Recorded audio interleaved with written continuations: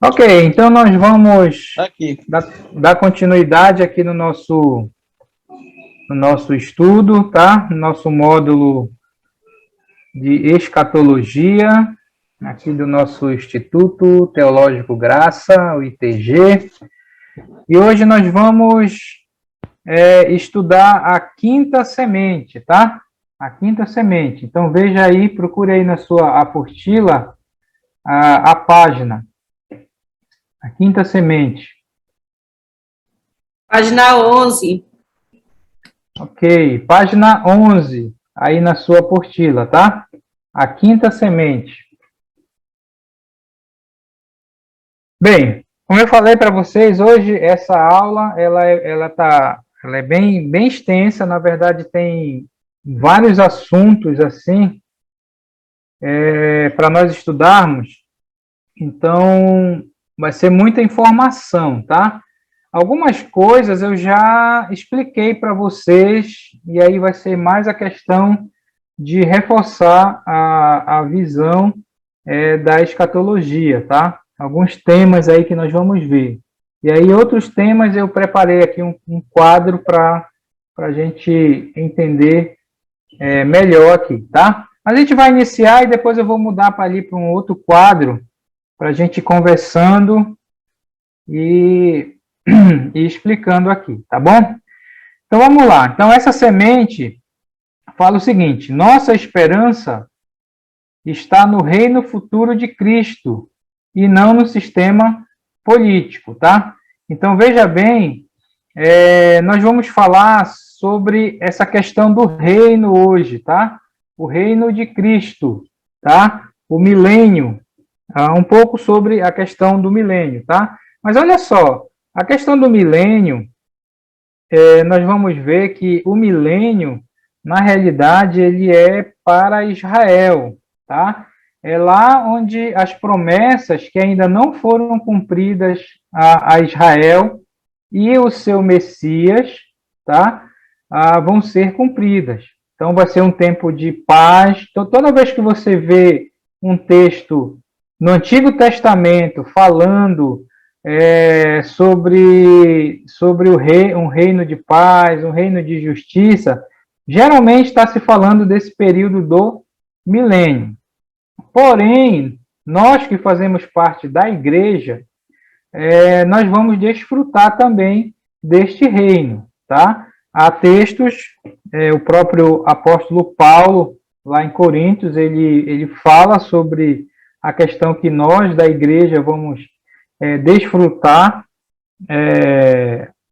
do reino também, tá? Então a gente vai estar lá junto com os santos do Antigo Testamento, tá? Não esqueça que a nossa visão, seguimos a linha dispensacionalista, onde fazemos a distinção entre a igreja e Israel, tá? Então Israel é um povo distinto da igreja. O milênio é para Israel, mas a igreja vai estar lá também participando das bênçãos desse período que nós chamamos o milênio, tá? Para nós também, seguimos a linha pré-milenista, cremos no milênio literal de 1000 anos, tá? Nem todos os grupos, nem todas as correntes teológicas creem no milênio literal. A gente vai ver isso um pouco mais hoje na aula, tá? Então, nós cremos num milênio, num período de 1000 anos, onde Cristo vai reinar, e aí vai haver justiça, vai haver paz, tá? E as promessas para a nação de Israel vão ser cumpridas, tá ok? Então, aí para a gente pensar. Por isso que ele falou que a nossa esperança está nesse reino, tá? E não no sistema político aqui e agora desse mundo, tá? Então diz aqui, apesar dos fracassos do passado, muitas pessoas acreditam que os próprios humanos podem tornar o mundo melhor. Então, você sabe que eles tentam, né, tornar o mundo melhor, o mundo e tal, mas é isso que eu digo, a nossa escatologia, nós sabemos as coisas que vão acontecer, tá? Então, as coisas para o futuro, até o milênio, tá? Daqui para frente, até a vinda de Cristo em poder e glória, que nós chamamos a segunda vinda, as coisas vão piorar, não vão melhorar, tá? Então, é isso que eu digo, nós tendo uma boa escatologia, a gente sabe disso. As coisas vão piorar, as coisas não vão melhorar, tá? Aí, espero que você entenda o que eu estou falando, dentro da nossa visão pré-milenista. As coisas vão melhorar só com a volta de Cristo na segunda vinda. Agora, como sal da terra, os cristãos devem se esforçar para ajudar outros. Devem se esforçar para ajudar outros, mas sabemos que nunca haverá justiça e prosperidade em toda a terra até que Cristo venha à terra para reinar. É claro que nós não temos que ter uma visão, a questão de pessimismo, né? Você entende o que é pessimismo? O pessimista é aquele que tudo dá errado, né? Não, tudo vai dar errado, não adianta eu fazer isso, vai dar errado. Esse é uma pessoa pessimista, né? O contrário de pessimista é o otimista, né? O otimista é aquele, não, bora lá que vai dar certo, vai dar certo, vai dar certo, né? E o pessimista é, vai dar errado, vai dar errado, vai dar errado. Então, o fato de sabermos que as coisas não vão melhorar até a volta de Cristo, a gente não deve ter também essa visão, sermos pessimistas em relação a isso. Até porque a gente, como sal, como diz aqui, a gente precisa dar esperança para as pessoas, né? É claro que nós sabemos que não vai, as coisas não vão melhorar aí, mas até o reino de Cristo, tá? Como cidadãos do futuro do reino de Cristo, então veja que ele está falando da igreja, né? Devemos nos esforçar para para trazer outros para a mesma cidadania, para que também eles possam participar do reino um dia, né? Então, esse é o nosso objetivo também como cristãos, né? Trazer outros que possam conhecer o Senhor e um dia participar desse reino juntamente conosco e com os santos do Antigo Testamento, tá? Esse é um incentivo aí para a questão de evangelismo, tá? Olha, qualquer pergunta pode fazer. Vamos passar aqui para o segundo slide. Aqui nós vamos ver, é bem rapidinho, porque a gente já meio que falou isso um pouco na última aula, tá? Mas são as profecias, tá? Dos eventos ainda são futuros, são apenas amostras. Ou seja, quais são as profecias que nós temos para o futuro, tá? Aí, claro que algumas.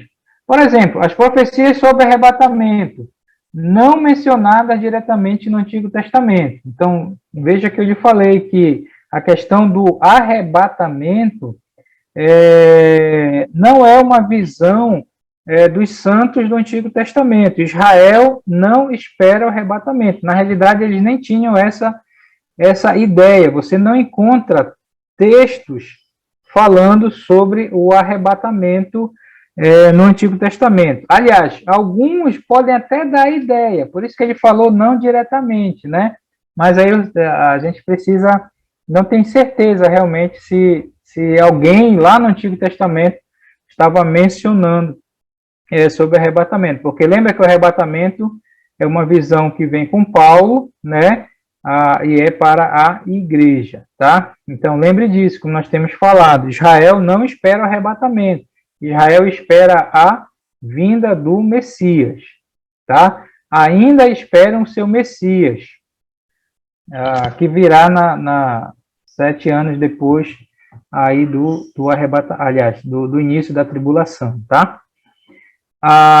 Nós temos profecias em relação à tribulação. A gente não vai ler esses textos, você pode ler, mas depois eu vou mostrar num quadro, tá? Mas esse período da tribulação de 7 anos que a gente vai ver hoje, tem essas profecias lá no Antigo Testamento, nesses textos aqui e outros textos mais, tá? A profecia sobre a segunda vinda, tá? Entenda a segunda vinda como a vinda de Jesus em poder e glória no final da tribulação, tá? Quando falar segunda vinda, não está se referindo ao arrebatamento. É por isso que alguns textos, às vezes, é bem difícil de interpretar. Ah, ele está falando da segunda vinda ou ele está falando do arrebatamento? Então, você precisa olhar no contexto, tá? Você lembra aquela semente que nós falamos dos princípios de interpretação que você tem que ver. E mesmo assim, às vezes é difícil de interpretar. Então, há profecias sobre a segunda vinda, o Antigo Testamento está cheio disso, né? Falando da volta do Messias, né? E a questão do seu reino também, tá?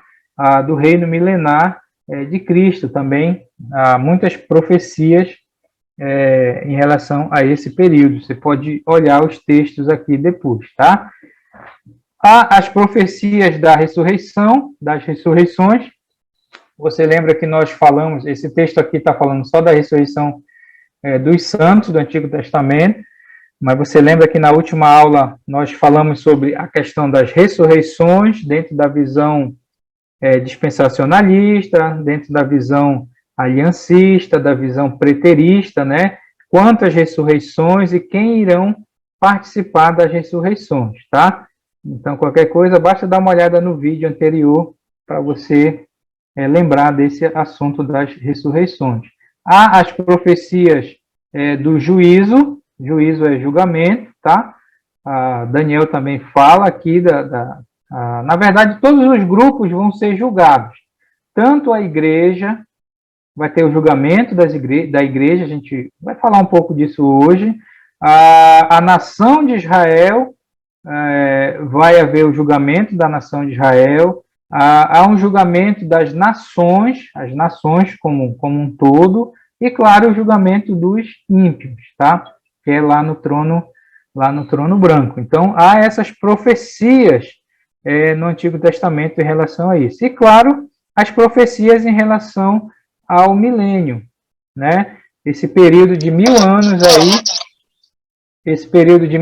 aí que vai acontecer depois da tribulação, depois da segunda vinda, que são 1000 anos literais dentro da nossa visão dispensacionalista pré-milenista, tá? Nem todos os grupos, as igrejas, as correntes pensam dessa maneira, ok?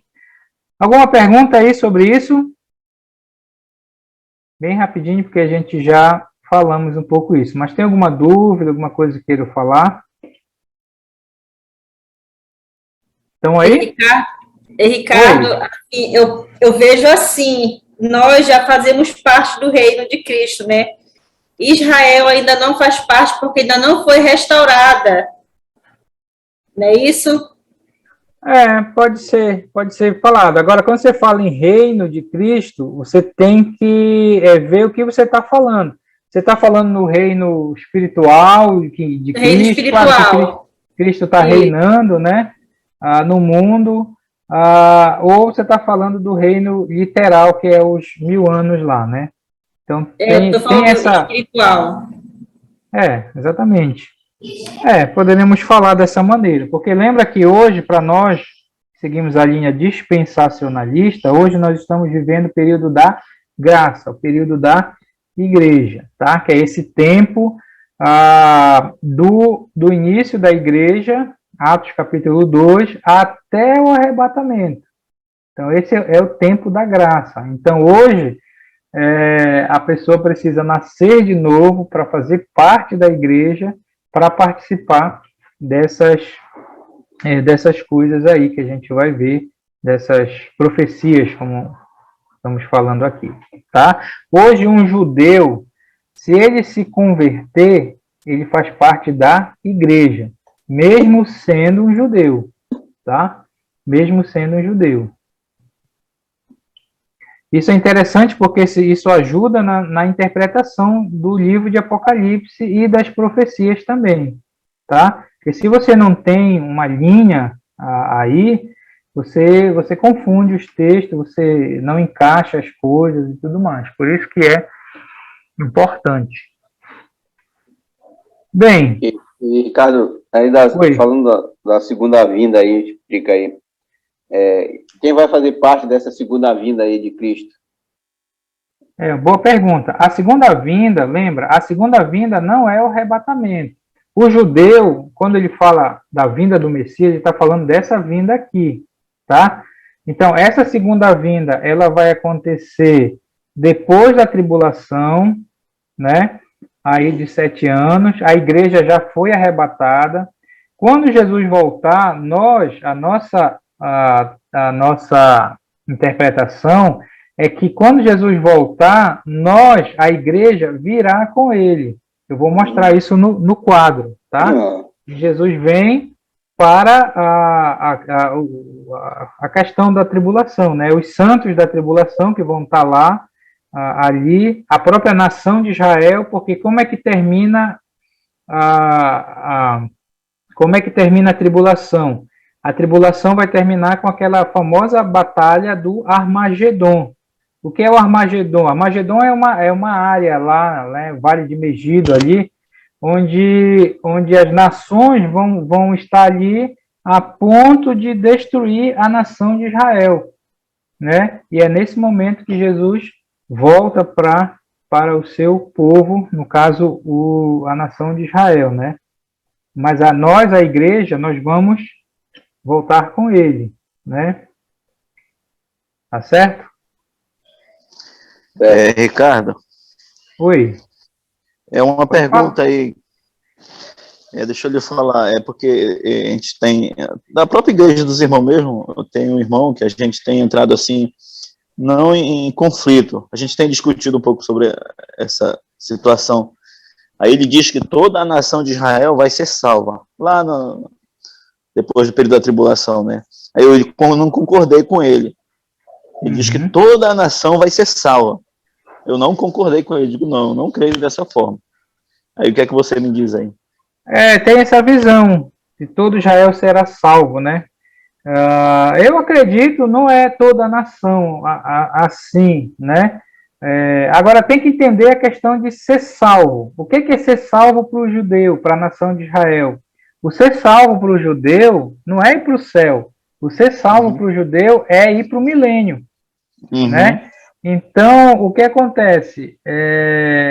Com certeza vai entrar pessoas incrédulas no milênio, né? Pessoas vão entrar vivas no milênio, pessoas incrédulas vão entrar no milênio, né? Cristo vai reinar aí, até porque no final do milênio, o que é que vai acontecer? Satanás vai ser solto e vai enganar uma multidão, que é a última batalha que nós cremos, né? Que não é o Armagedon, mas é a outra guerra, a guerra final lá, né?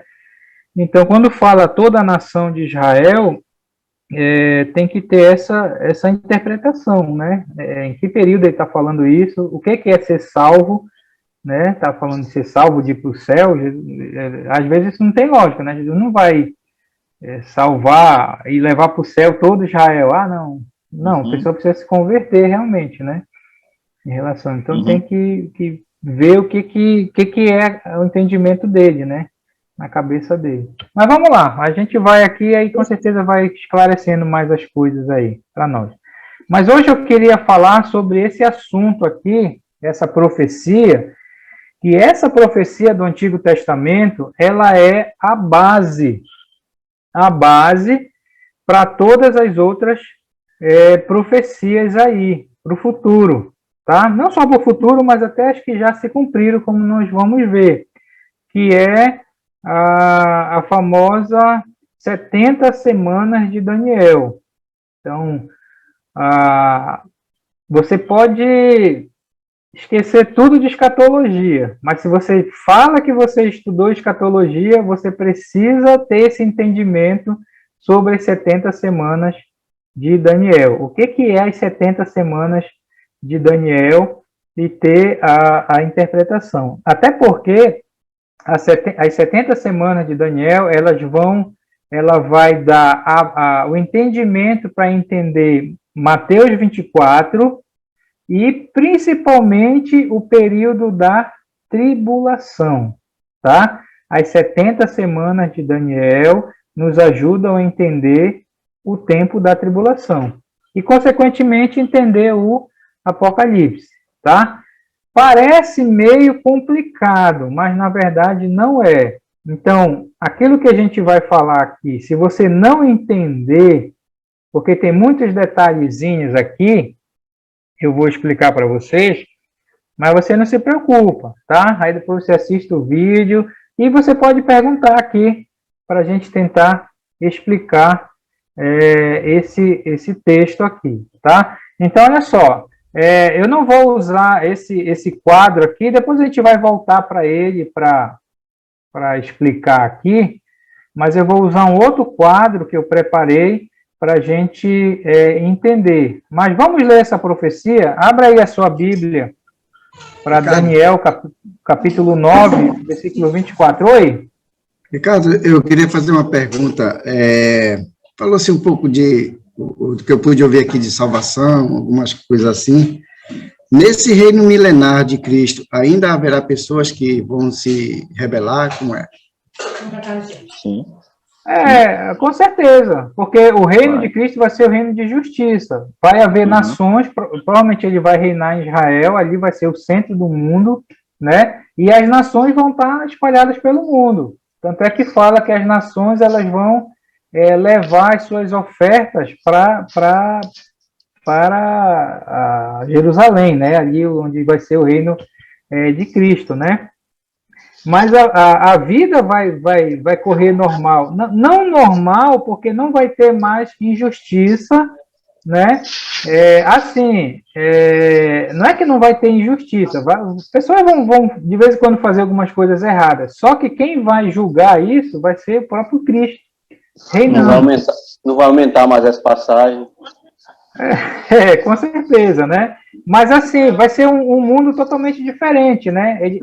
Os textos falam até dos animais que vão conviver junto, não vai ter essa coisa que rivalidade, né? Não vai haver mais guerra. Hoje eu estava lendo os textos que falam que as armas, as espadas das pessoas, eles vão transformar em enxada para roçar, né? Então, mas com certeza, pessoas vão estar ali, mas muitos não vão estar com o coração totalmente voltado para Cristo, né? Eles vão estar, muitos vão estar ali meio que tolerando, né? Eu falo muito fora da nação de Israel. A nação de Israel, com certeza, vai estar no paraíso, porque é isso que eles esperam até hoje. Mas as outras nações, né? Eles vão não estar concordando. Olha, uma coisa que a gente pode comparar isso é o que está acontecendo hoje, né? A questão da guerra hoje. Você sabe, por que a Rússia invadiu a Ucrânia? Tem vários motivos, mas um dos motivos é porque a Ucrânia ela estava pretendendo fazer parte da OTAN. Você sabe o que é a OTAN? Organização do Tratado do Atlântico Norte. O que é a OTAN? A OTAN são os países, né, que são apoiados basicamente pelos Estados Unidos e os seus aliados, né? Aí a Ucrânia ela não faz parte da OTAN e a Rússia, claro que não, né? Que é grande inimiga de Estados Unidos aí, desde a Guerra Fria e tudo mais. Então, o que acontece? Por exemplo, por que você acha que os Estados Unidos ele não fez nada? Está vendo a Rússia acabar com a Ucrânia, mas eles não fazem nada. Nem ele, nem Grã-Bretanha, nem os outros que fazem parte da OTAN. Porque a Rússia não faz parte lá. Agora, a Polônia, né, que é para onde o pessoal está fugindo, faz parte da OTAN.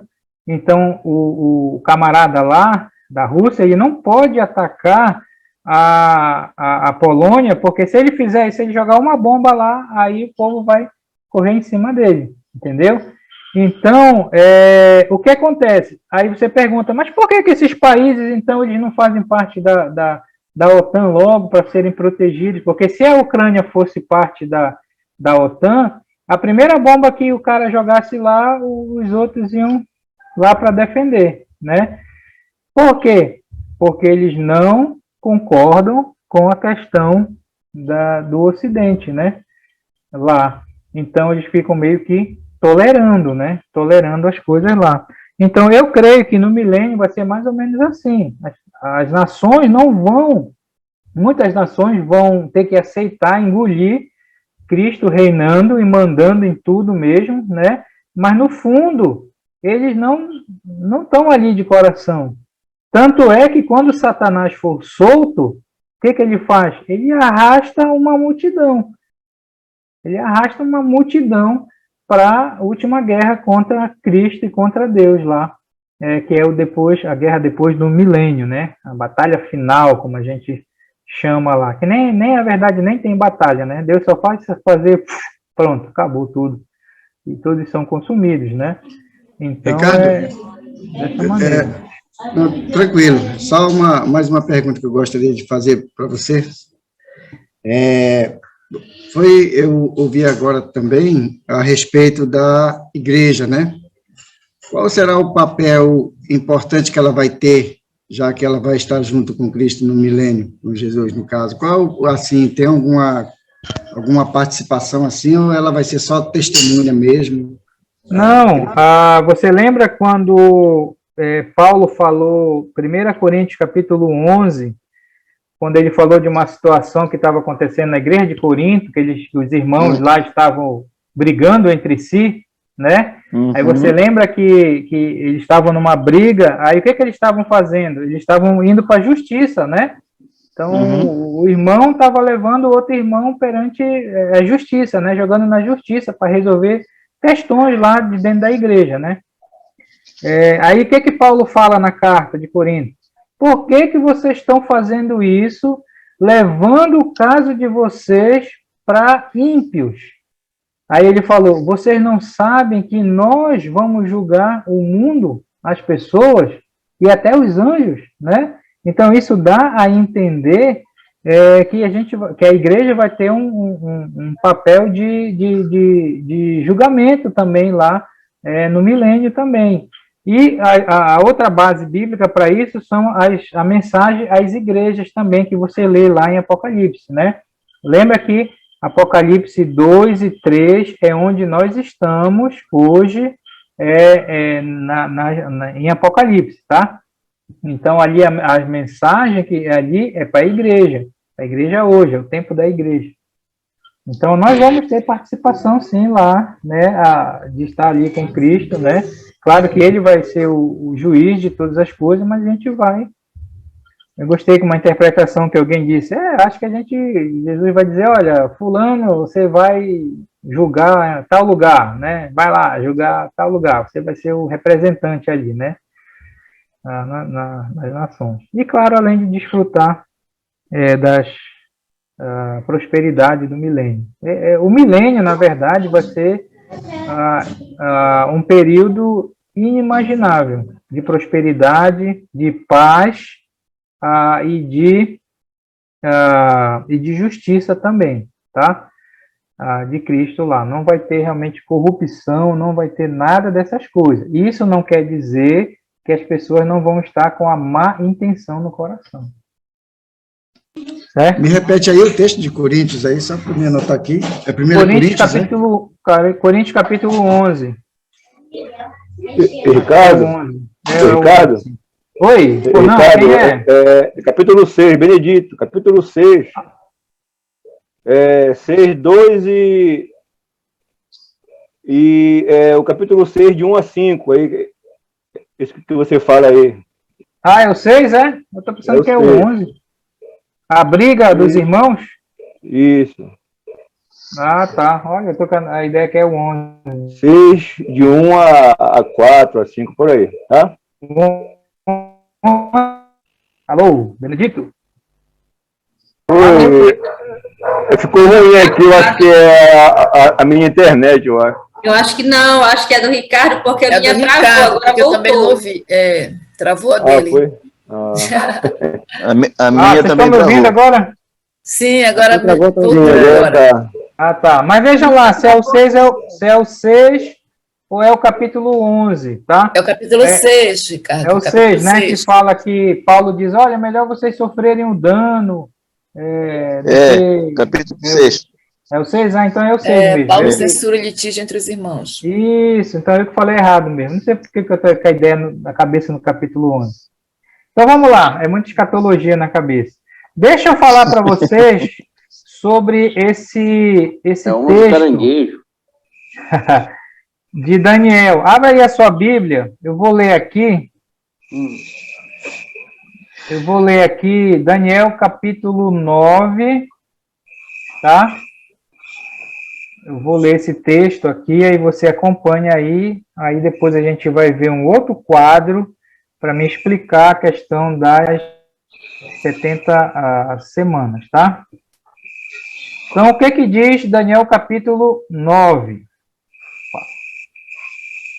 Diz assim, 70 semanas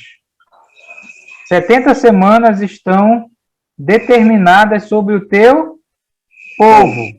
Quem é esse povo aqui? Logo para ir dando a interpretação para vocês. É a igreja? É Israel? É Israel, Israel, né?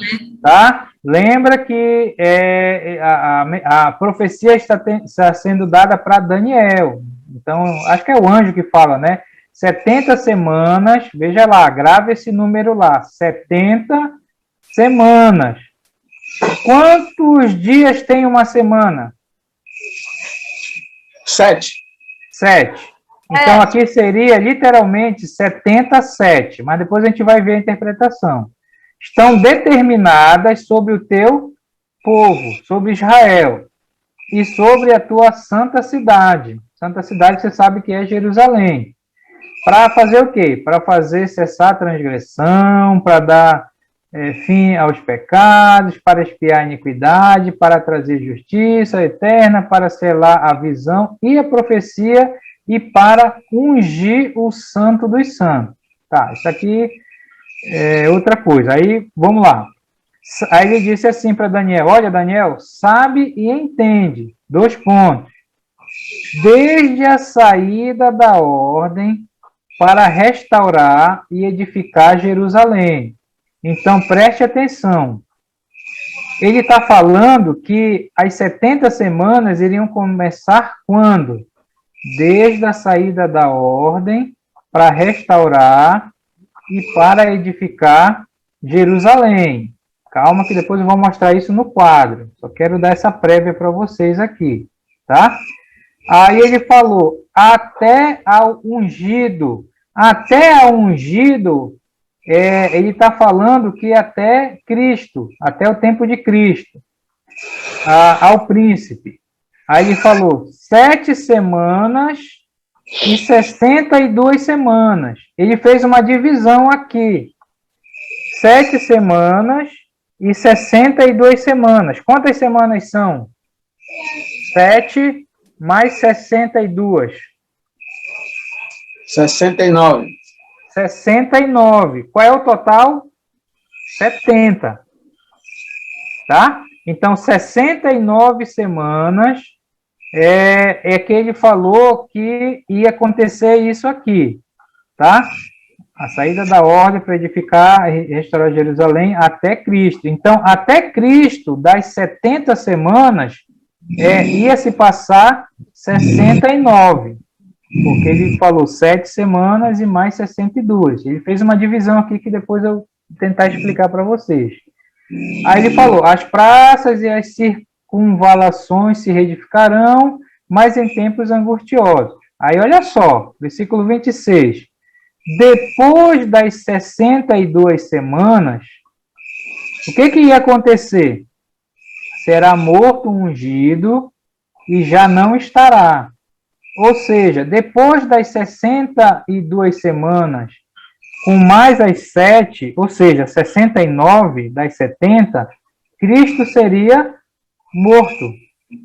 Então, isso já aconteceu, tá? Isso já aconteceu. Aí repara que tem um ponto e vírgula bem aqui. Esse ponto e vírgula aqui é importante. Esse ponto e vírgula aqui, sabe quanto tempo já tem? 2022 anos. Esse ponto e vírgula é onde nós estamos, tá? Então, ele falou que das 70 semanas, 69 iriam se cumprir, já se cumpriram até Cristo. Aí, ou seja, está faltando quantas semanas das 70? Se 69 já se cumpriram, está faltando? Uma semana. Uma semana. Essa semana é a tribulação. E isso, por que a gente sabe que é tribulação? Porque essas semanas são semanas de anos e não semanas de dias. Cada uma semana tem 7 anos. Então, já se cumpriu 69, falta uma semana, que é 7 anos, que é a tribulação. E aí, o que vai acontecer na tribulação? O povo de um príncipe que há de vir, esse príncipe aqui é o anticristo, tá?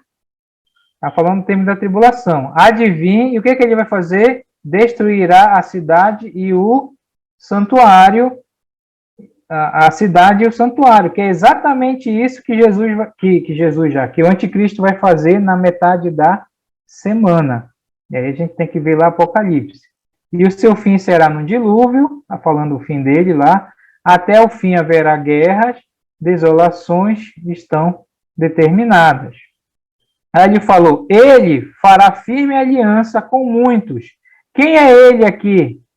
Ele aqui é esse príncipe que há de vir na tribulação. Então, ele aqui é o anticristo, né? Tá? O que o anticristo vai fazer na tribulação, que é a última semana que está faltando? Fará uma firme aliança com muitos, esses muitos aqui são os judeus, tá? Por uma semana, ou seja, por 7 anos, tá? Que é o acordo que o anticristo vai fazer com Israel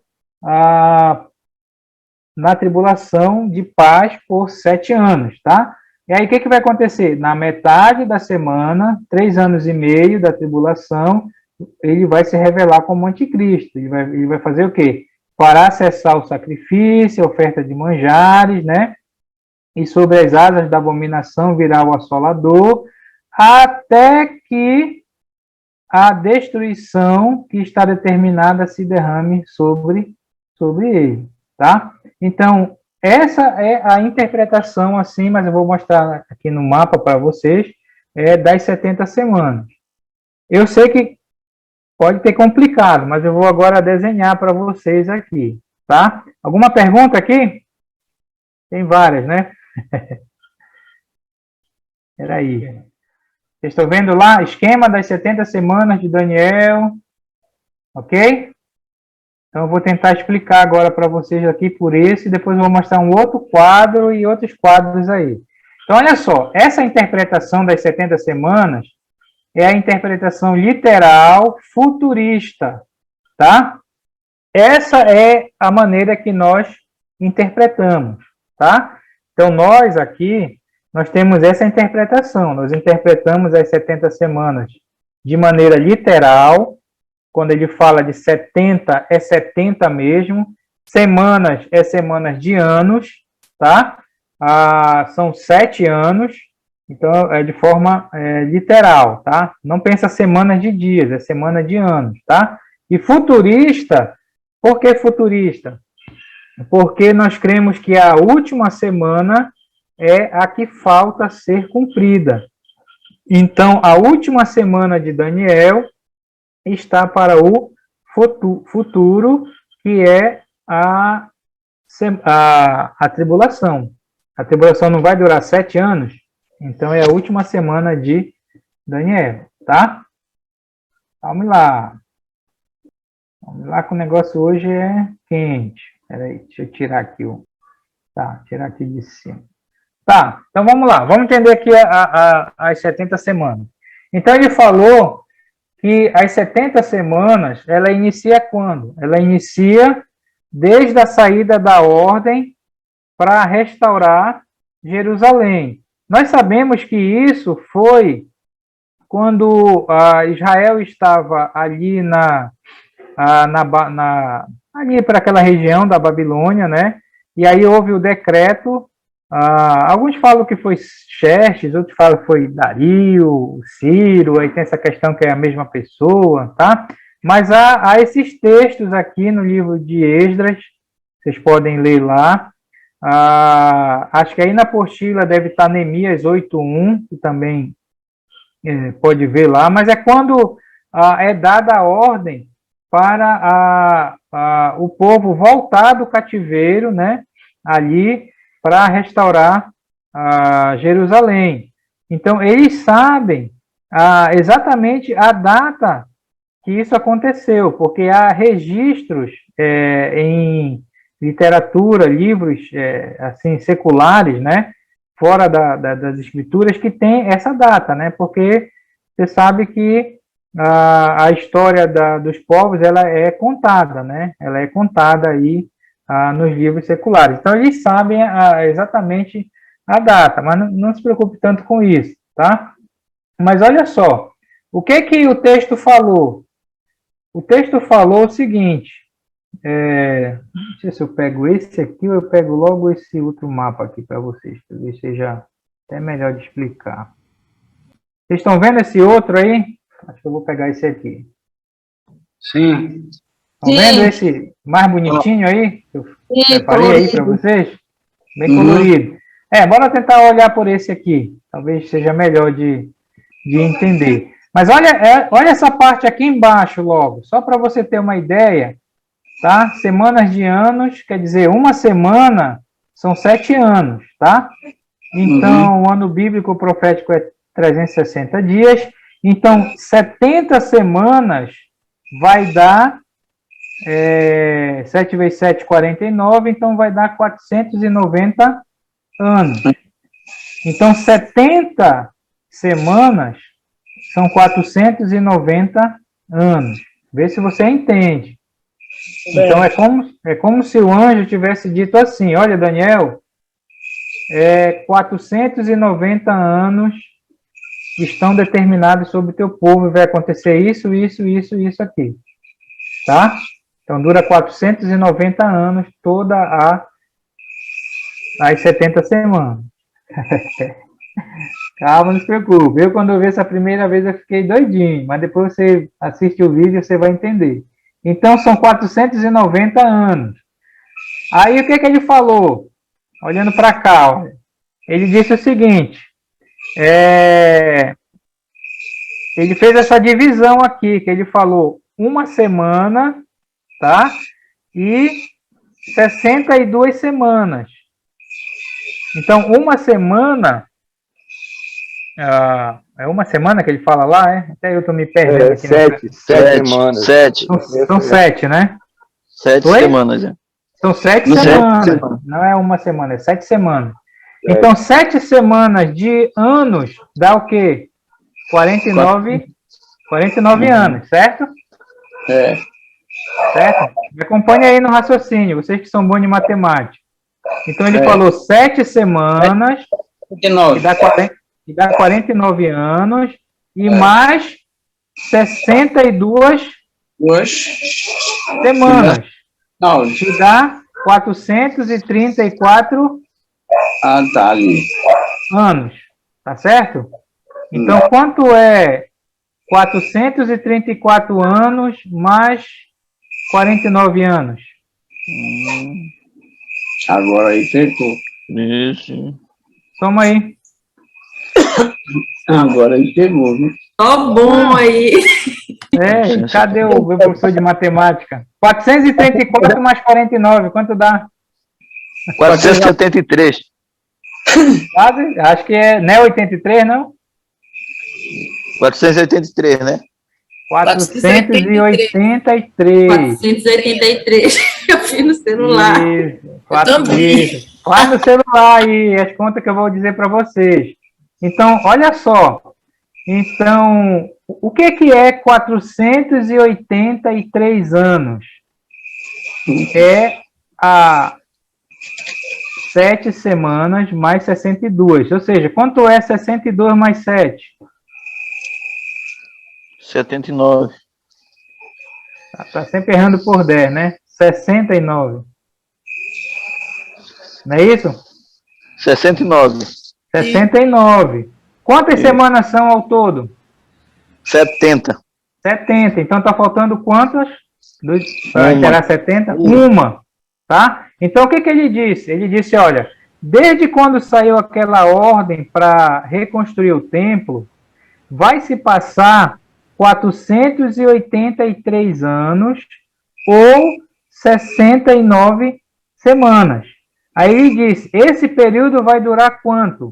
Vai durar desde a construção do templo até o ungido, ou seja, até a morte de Cristo. Nós sabemos que Cristo morreu ali pelo ano 32, mais ou menos, 33, eles têm a data, na apostila tem essas contas tudo direitinho, tá? Então, as 69 semanas, elas duraram desde a reconstrução do templo, da saída da ordem de Neemias, Esdras 7 ou Neemias 8, até a morte de Cristo. É exatamente isso que a profecia fala. Mas se são 70 semanas, onde é que está a última semana? A última semana ela vai estar aqui, olha. Na tribulação.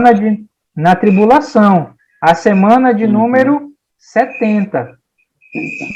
E é aqui que o anticristo vai aparecer. Então, entre a semana 69, que foi até Cristo, até a última semana, tem o quê? Tem exatamente o tempo da igreja. E isso dentro da... E mais o arrebatamento, bem aqui, ó. Tá vendo o arrebatamento aqui, ó?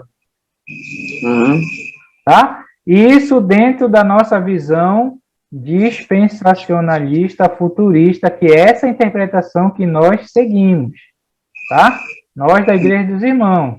Então, para nós, 69 semanas já foram cumpridas até Cristo, tá? Há o tempo da igreja, que é onde nós estamos hoje, virá o arrebatamento, que nós não sabemos quando será o arrebatamento, que vai terminar o tempo da igreja, e aí, o que acontece? Quando Israel faz aliança com o anticristo, é quando começa a tribulação.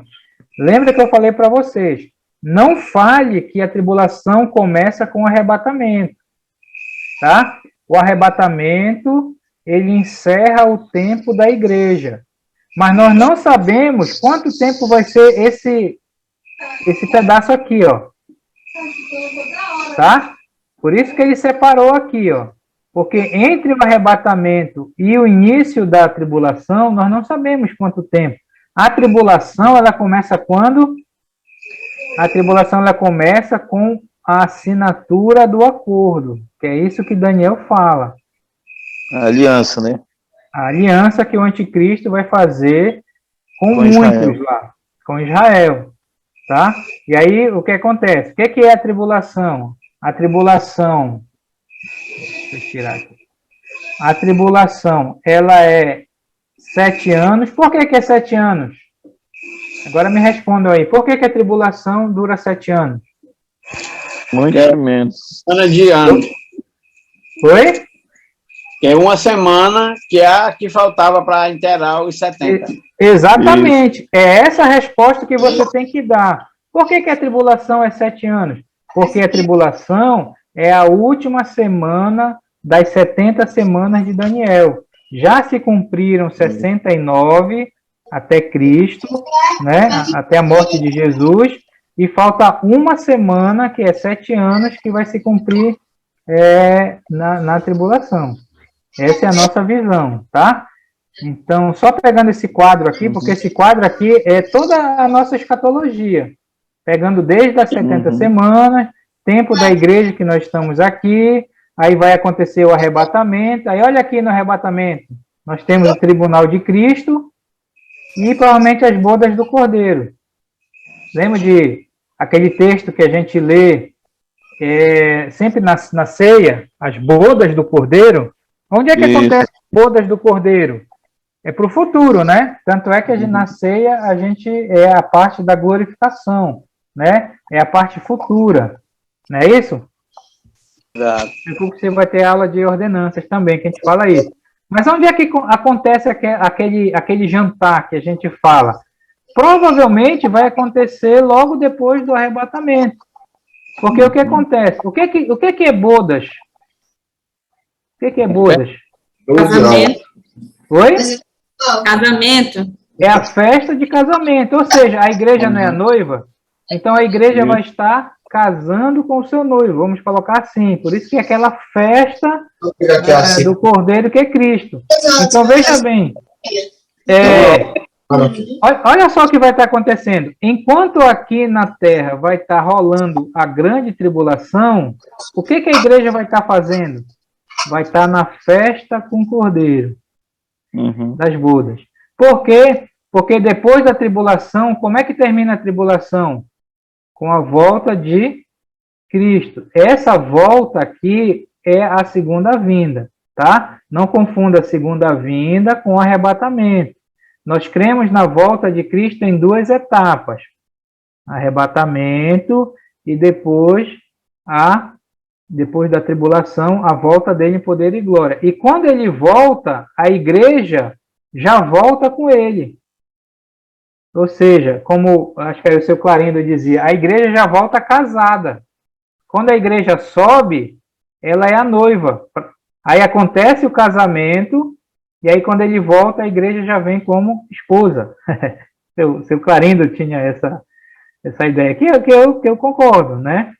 Então Jesus volta aqui, e quando ele volta, ele volta ali no final da batalha do Armagedon, né? Aí joga o anticristo e o falso profeta para o lago de fogo, logo para eles lá, né? Satanás é preso, e o que ele faz? Ele vai implantar o reino, que vai durar 1000 anos, tá? Aqui está o Armagedon, olha, a guerra aqui, ok? Aí tem o reino de Cristo, né? E aí depois tem o julgamento do grande trono branco, que é a questão que Satanás é solto, arrasta uma multidão, aí tem o juízo final aqui, e aí novo céu e nova terra, que é o último estágio lá, para todo mundo lá que passar por todo esse processo aqui. Tá certo? Mas entenda a questão das 70 semanas. Claro que tem muitos detalhes. As 70 semanas, meus irmãos, é incrível. Porque essas contas, eles fazem as contas e se cumpre exatamente no dia. Porque eles sabem o dia que Cristo morreu, eles sabem o dia que houve essa ordem, tem essa divisão aqui do templo, né? 49 anos, que foi o tempo que foi levado aqui nessa reconstrução aqui do templo para restaurar. Aí a gente está aqui nesse tempo da igreja, e é exatamente isso que acontece em Apocalipse, que a gente vê aí dentro dessa visão futurista que é nossa, tá? Bem, perguntas, dúvidas, não entendeu nada, faz sentido, não faz sentido? Vamos lá agora. Bora. Primeira pergunta que eu tenho. Por que não tem esse quadro na nossa apostila? Como está aí? Para a gente ficar bem treinado. Não, mas eu posso mandar esse quadro para vocês. Porque esse quadro, na verdade, eu achei ele depois. Essa apostila foi elaborada pelo Bruce, né? Aí, hoje eu estava, na verdade, procurando algo que tentasse explicar melhor. Porque na apostila está uma explicação bem resumida aí. Tá? Mas eu posso enviar para vocês, não tem problema não. Vai estar no vídeo esse quadro aqui, né? Eu já ouvi bastante essa história aí, né? Das 70 semanas, mas não tinha encaixado absolutamente, praticamente nada. Só que agora, mais ou menos, com esse quadro aí, ficou bem melhor. Dá para encaixar legal, né? Olhando a visão. É claro que É claro, como eu falei, tem os detalhezinhos que a gente não está vendo, porque a gente ia ter que se aprofundar bem, né? Mas o grosso é isso, que você tem que saber. Verdade. Tá certo. De assistir. Já vai dar até uma palestra, né? Oi? Eu estou dizendo, já dá de dar até uma palestra, né? Com esse quadro aí legal. Eu gostei muito. Só com esse quadro aqui é toda a nossa visão de escatologia. E detalhe, esse quadro aqui é de uma igreja pentecostal. Lembra que eu falei que a igreja pentecostal, a escatologia dela, basicamente, é a maneira que a gente crê? Mas pare com a doidice de chamar um pentecostal para dar aula de escatologia na sua igreja. Porque ele vai querer dar glória a Deus, falar em línguas, né? Se ele só desse aula, ia encaixar legal, mas... Infelizmente ele enrola um pouquinho. Mas é a mesma visão. Se você olhar na CPAD, o que é CPAD? Casas Publicadoras da Assembleia de Deus. Se você pega um quadro desse, você vai ver que é a mesma visão, tá? Mas é a nossa visão de escatologia aqui. É por aqui você interpreta, por aqui você segue Apocalipse e encaixa as coisas. Mas vamos lá, outra pergunta sobre as 70 semanas. Ricardo, eu já ensinei um pouquinho na igreja sobre essa questão aí, e eu percebi que eu errei bem aqui na divisão aí entre a igreja, o período do arrebatamento, e a tribulação, porque eu falei que logo após o arrebatamento já começava a tribulação. Então, bem aí eu percebi agora que eu errei, né? Porque você falou aí. Exatamente, porque esse período aqui, quando acontece o arrebatamento, não quer dizer que vai começar logo a tribulação, porque a tribulação ela começa com a assinatura do acordo, que é feito entre o anticristo. Então, esse tempo aqui a gente não sabe. Pode ser que demore ou pode ser que não, né? Mas eu creio que vai demorar um pouquinho, porque veja bem... tiver caneta para ele escrever a assinatura, não vai custar, não. Porque veja bem, quando aconteceu o arrebatamento, o mundo vai ficar em caos. Aí é nesse caos que ele vai... Uma caneta. Começar a trabalhar. Exatamente. Até deixar uma caneta para assinar, vai custar. Porque ele tem que se apresentar para o mundo, né? Isso. Ele só vai se manifestar. O que Paulo disse? Ele só vai se manifestar quando aquilo que o detém for tirado. O que é tirado? O tirado é a igreja, é o arrebatamento, é o Espírito Santo e todas essas visões aí, né? Que ele até falou, e nós sabemos aquilo que o detém. O que o detém? É a igreja, é o Espírito Santo, é o arrebatamento. Quando for tirado, é que ele vai se manifestar. Então, ele precisa de um tempinho para subir ao poder e tudo mais. Como é mostrado no filme lá, né? Você vê. Agora, quando ele, como diz o Silvano, pegar a caneta para assinar esse acordo de paz com os judeus por 7 anos, e isso vai ser literal, 7 anos, aí você pode marcar bem aqui que começou a tribulação. Aí vai ser 3 anos e meio de uma falsa paz, que é o primeiro cavalo de Apocalipse 6, né? Vai estar tudo beleza, os judeus lá, ele vai construir o templo para os judeus, vai voltar os sacrifícios para os judeus, aí os judeus vão ficar maravilhados com ele, né? Olha, esse é o Messias, que a gente tanto esperou. Não era aquele Jesus lá, né? Que veio no passado. Alô? Estão me ouvindo? Oi, sim. Pois é, aí o que acontece? No meio da tribulação, né? Que é isso que fala lá a Daniel, ele vai se manifestar.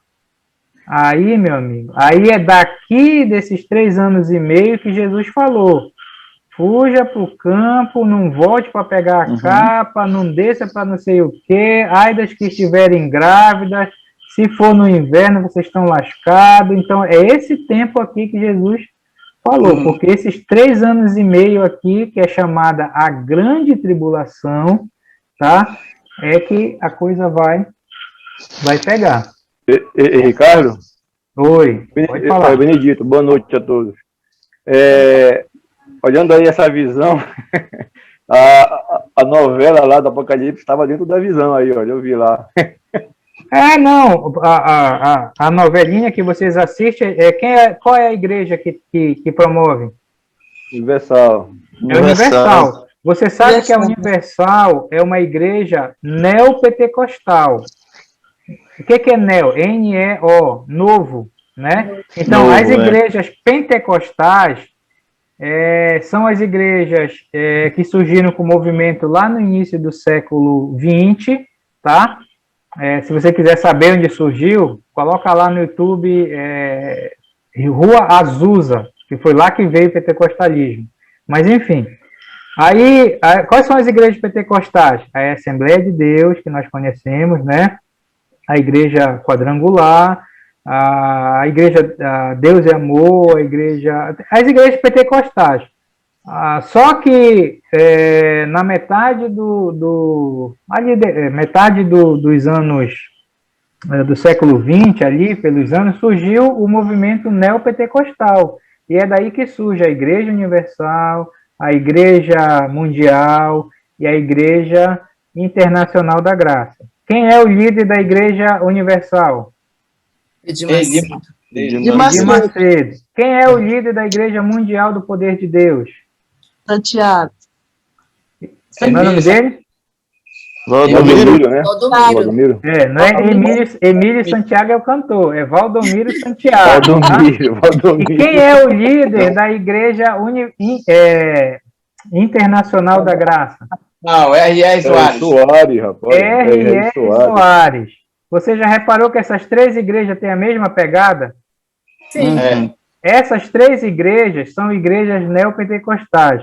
E se eu lhe falar que esses 3 camaradas aí são tudo parentes, bem dizer? Não parente, né? Mas vieram tudo do mesmo saco. Por exemplo... Mesmo saco. São farinha do mesmo saco. Olha, eu vou lhe dizer, o Valdomiro Santiago, que é o líder da Igreja Mundial, ele foi missionário na África do Edir Macedo. Então, ele pegou todo o esquema com o Edir Macedo, depois fundou a igreja dele. É a mesma coisa. O R.R. Soares, ele é aparentado com o Edir Macedo. Eu não sei se é genro, toda vez eu esqueço, se é genro ou cunhado, tá? Mas ele tem um parentesco. E foi treinado. Então, o Edir Macedo é o cara que treinou esses camaradas aí. E cada um montou a sua igreja. É a mesma pegada. Por que a novelinha segue a mesma coisa que a gente crê? Porque eles seguem a escatologia pentecostal, que é basicamente a mesma que a gente crê. Eles creem no arrebatamento, eles creem na tribulação, eles creem no anticristo, da mesma maneira que a gente crê. Muda uma coisinha aqui e ali, mas no geral é o mesmo. Entendeu? Então, eles não vão pular fora da questão da novelinha, dessa parte aí, tá? Mais perguntas? Só o que muda deles para nós é o dinheiro, né? Porque a ênfase porque as igrejas pentecostais, neopentecostais, eles aderiram à teologia da prosperidade, né? Então, eu não diria só, né? É muita coisa, é uma mudança radical para mim, né? Só que muda não, muda radicalmente. A promessa não tem nada a ver. Um só entre aspas, né? Um só entre aspas. Foi. Muda muito. A gente vai estudar isso lá em história. Isso aí que eu quero escutar depois. Ricardo, quando é que aparecem as 2 testemunhas?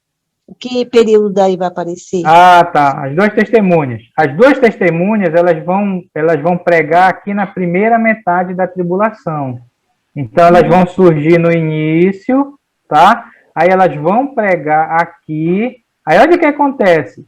Elas não vão ser benquistas, né, pelas pessoas, Por quê? Porque o anticristo vai estar dando essa falsa paz para o mundo. E eles vão chegar falando contra as coisas lá, né? Por isso que eles morrem aonde? Elas vão morrer aqui, na metade da tribulação. Você vê lá que lá em Jerusalém, elas vão ser mortas pelo anticristo, finalmente, né? Aí, porque o anticristo vai ficar todo esse período de 3 anos e meio tentando matar as duas testemunhas, mas eles não morrem. Eles só vão morrer aqui, ó, nos 3 anos e meio que eles morrem, aí o cadáver deles fica lá 3 dias na praça, exposto, depois eles vão ser arrebatados, aí acontece terremoto e tudo mais. Então, esse período aqui das duas testemunhas. Os 144 mil, que vai ser a força missionária nesse período aqui, né? Provavelmente eles vão se converter com a pregação das duas testemunhas. E aí eles vão ajudar na pregação, né? E eles vão passar por todo esse tempo. Morre algum dos 144 mil? Menos são os mártires. Alguns deles são mártires, né? Não, nenhum morre. Né?